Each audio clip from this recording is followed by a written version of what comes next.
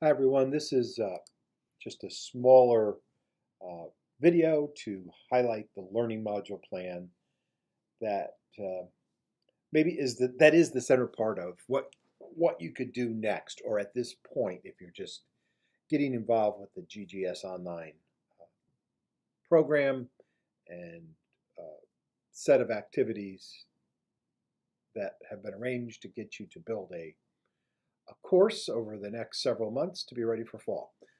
So this learning module plan, uh, I'll be reviewing it.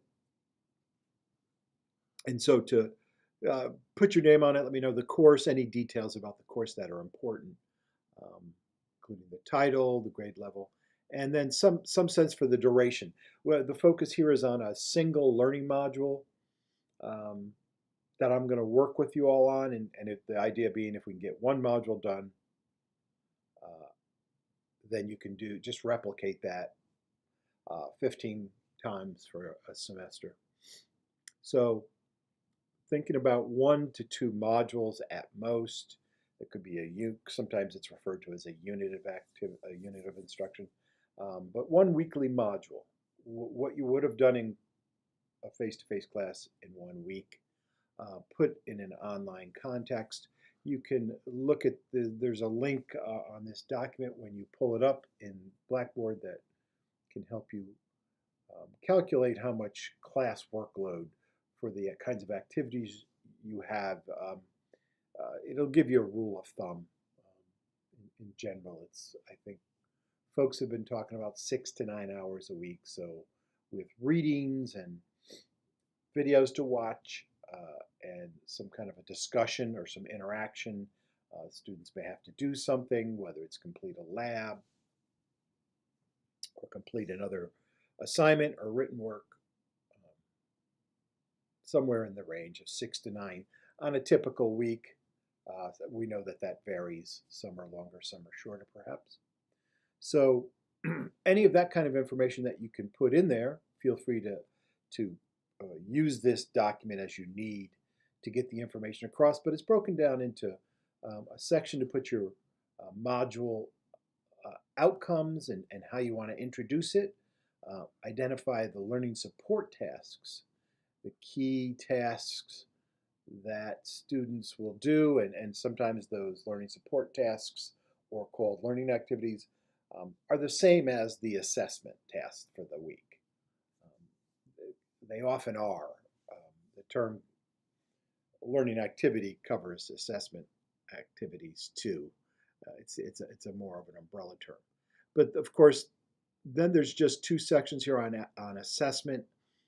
For the most part, I'm concerned here with the most important part is going to be this formative assessment, because a lot of the little things that are done that are graded are considered fall under the minor assessment tasks um, that happen during a typical week. And since we're only focused on one module, this could be early on in your course, and summative assessments, the ones that kind of sum up many modules at once or several units, such as midterm exams, final exams, research papers, major projects. They come later on and are the cumulative effects of several modules. So you might not have uh, a lot to put here, despite what this says. You can indicate what you think any of the assessments, what you think the summative assessment or major assessment will be for the activities that do take place in this module, but you don't have to go into detail. It'd be more important at this point to work on this. How are you going to give feedback? Developing rubrics and checklists. Other ways, will you have reading quizzes, knowledge checks, maybe putting some of those sample questions out for us to see and comment on. If you're having a discussion, which is a staple, and it would be good to include one in the module that you choose, because that's where I can give you a lot of feedback. There's a lot that's a staple of an online course, and beginning discussions of how you've done them in the past or what your concerns are would be good to come up here. It's one of the best things we can be talking about. how to give feedback, how you plan to give feedback, questions you may have about that. So if you get those kinds of details out here in this document, I can look at them, address them, get a sense for what you're trying to do, and respond to your questions, which you can put in there, and move your thinking through this way of building online to the next step, and use this document as a blueprint to build your actual module in Blackboard once we get it to a certain point where it becomes useful for doing that, a little bit more clarified.